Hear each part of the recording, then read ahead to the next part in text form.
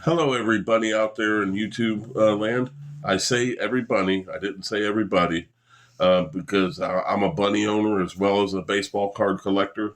If you're looking for a new pet, if and when it comes time for your family, might I suggest a rabbit if you have the time to participate with it and show it love and compassion. They really are. Once you have a rabbit, you won't have anything else because they have such wonderful personalities.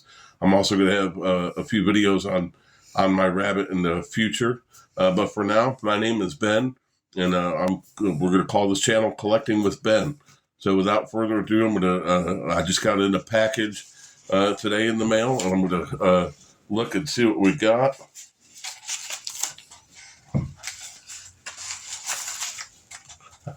Okay, cool. A card from one of my all-time favorite sets, the 1971 baseball, otherwise known as the Black Beauties. And not just the slab of the card, it is graded from GAI Collectibles, Global Authenticators. That's not my main grading company, but they'll suffice for this card. It's a 7 on a scale of 1 to 10. So a pretty high grade or a decent grade card, especially for this set. They're very hard to get in the upper grades just because of the black on the borders. They actually show wear and show every little bit of damage. So the nicer they are, the higher quality, they really showcase well. So collectors will always pay premiums for the higher end cards, even if it's just a common, especially some of the more scarce commons where it might be offsetted or have other issues as well from this set. But as you can see, like I said, a number 7 GAI graded card versus a raw, meaning it's not in a graded slab.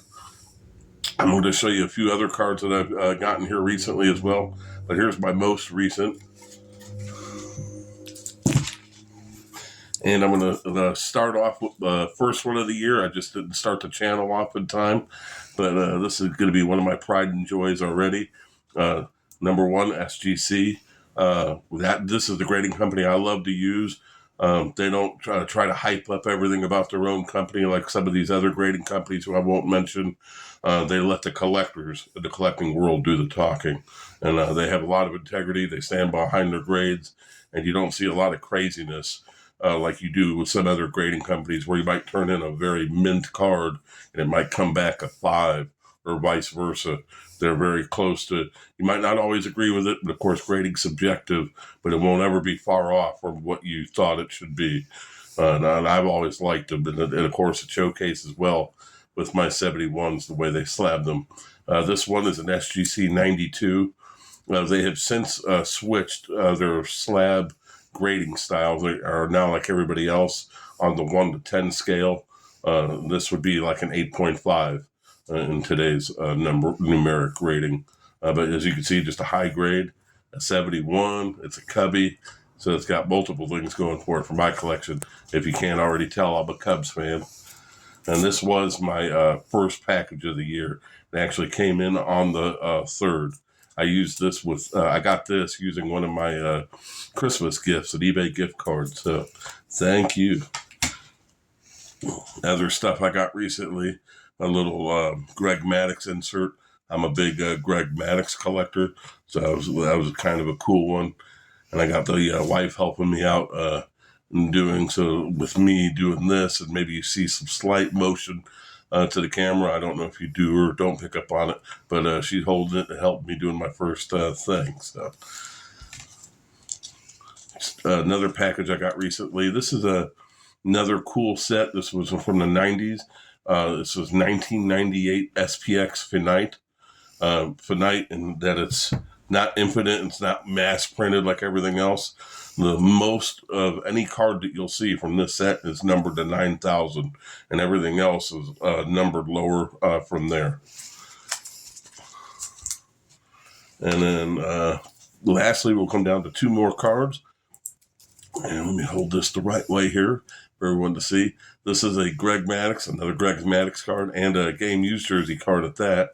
And this one's numbered to only 25 of them, so I really lucked out, and you can get multiple Maddux collectors. They can be the worst looking card even, and Maddox collectors will bid that up, as people know who have favorite people they like to collect. And the last card for this evening that we'll show you, one more Greg Maddox card. Not the lowest, but not a lot of them around either, numbered to 150. But I just thought a nice, cool little Maddox insert. And again, the price didn't go too high up on it, and I was able to snatch it up. Thank you for tuning in. And if you liked what you saw and heard, please click the like button or even the subscription button, as I will have more stuff coming. And matter of fact, when I get up to 100 subscribers or 1,000 views, I will actually total up my 2018. I have a bunch of unopened wax from Series 1.